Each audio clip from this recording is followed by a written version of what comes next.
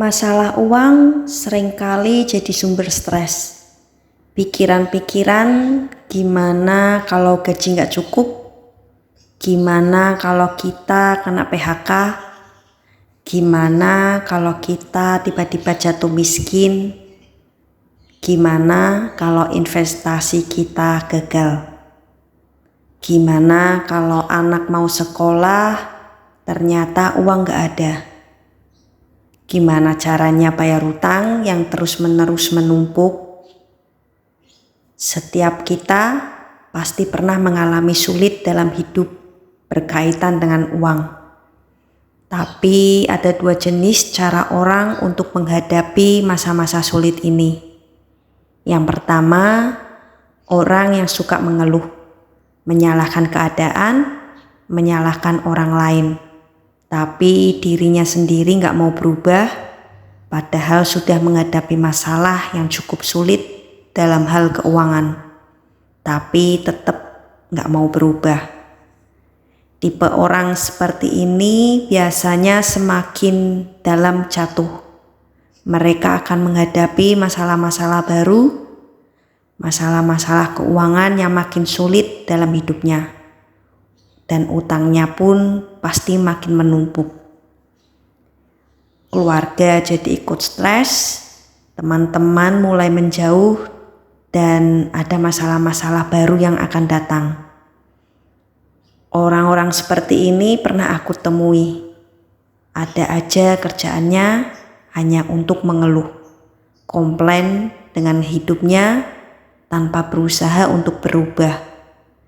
Tanpa berusaha untuk mencoba apa yang bisa dilakukan untuk hidupnya menjadi lebih baik. Kadang-kadang aku jadi sedih kalau dengar cerita mereka. Jenis orang yang kedua adalah orang-orang yang pada saat menghadapi masa-masa sulit dalam hidupnya, mereka itu mau belajar dari kesalahan-kesalahan yang pernah dilakukannya. Gak ada orang yang gak pernah melakukan kesalahan, pasti gak ada.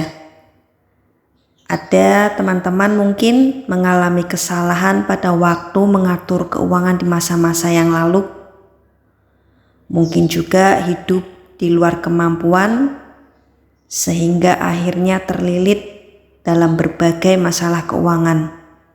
Tapi intinya adalah kalau kita mau belajar, kita mau mengkoreksi diri, kita mau terima masukan, kemudian yang paling penting adalah kita mau berubah. Orang-orang yang seperti ini adalah orang-orang yang akhirnya bisa melewati masa-masa sulit dan hidupnya makin hari makin baik. Ada beberapa tips yang bisa kamu coba untuk mengatasi stres karena masalah keuangan. Yang pertama, kembali ke dasar. Kebutuhan dasar manusia itu adalah sandang, pangan, dan papan. Sandang, pakaian. Artinya gak harus pakaian yang mahal-mahal, yang keren-keren, gak harus. Dan itu gak penting. Pokoknya ada pakaian yang bisa dipakai dan nyaman untuk sehari-hari. Kemudian pangan, yang penting adalah ada makanan di atas meja. Gak harus makan di restoran setiap hari, gak harus makan di luar terus, makan di rumah masak sendiri juga gak apa-apa. Itu justru lebih hemat dan kemudian gak juga harus makan ayam atau makan daging setiap hari. Makan sayur, telur, tempe atau tahu, kalau emang adanya itu ya gak apa-apa, makan aja. Yang kemudian papan, yang penting tuh kita punya tempat buat tinggal. Gak harus punya rumah sendiri kalau memang belum mampu. Kalau mampunya ngontrak ya gak masalah. Kalau sekarang mampunya beli rumah kecil, Ya udah nggak apa-apa rumah kecil aja. Jangan memaksakan diri untuk membeli rumah besar, tapi kamu nggak bisa bayar cicilan rumahnya. Jangan terlalu memberikan nilai terlalu tinggi untuk barang. Kalau orang lain punya, bukan berarti kamu juga harus punya kok. Segala sesuatu yang bukan kebutuhan dasar adalah bonus. Jangan terikat sama bonusnya. Yang penting itu kebutuhan dasar kamu sudah terpenuhi dulu. Belajarlah menikmati hidup dengan rasa cukup. Dan cukupkan diri dengan apa yang ada padamu sekarang. Tips yang kedua, sering-sering bersyukur. Kalau kamu terbiasa untuk selalu melihat ke atas, selalu melihat orang lain yang memiliki lebih dari kamu akan susah untuk mengucap syukur untuk apa saat ini yang sudah ada padamu. Coba stop sebentar. Kemudian lihat hal-hal di sekitar kamu. Ternyata ada begitu banyak hal-hal yang bisa disyukuri sebetulnya. Kalau kamu dalam keadaan sehat itu harus disyukuri. Banyak loh orang yang gak seberuntung kamu. Kalau kamu punya keluarga atau sahabat yang sayang sama kamu, ada makanan di atas meja, terus kalau kamu punya handphone yang sekarang ini kamu pakai untuk nonton video YouTube ini, itu adalah hal-hal yang perlu kamu syukuri. Biasakan untuk bersyukur. Tips yang ketiga, belajar menginginkan lebih sedikit.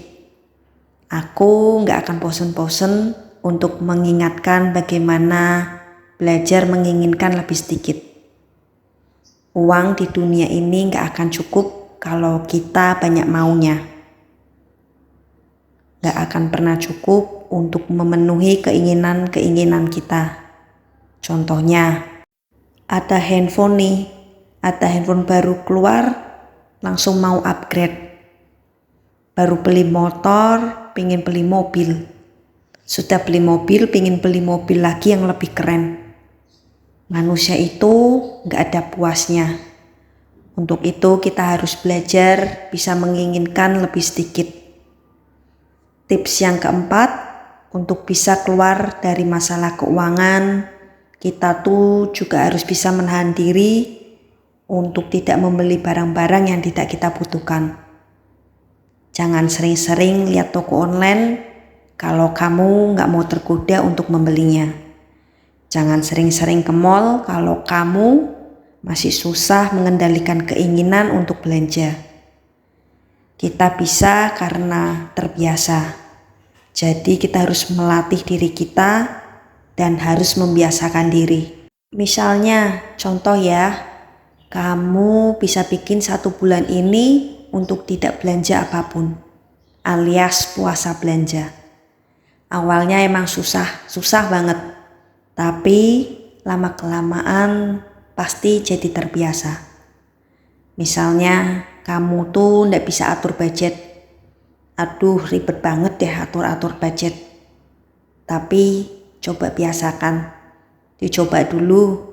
Pada saat kamu mulai mencoba mengalokasikan uang kamu, pasti kamu akan terbiasa dan kamu pasti makin pinter atur uang kamu.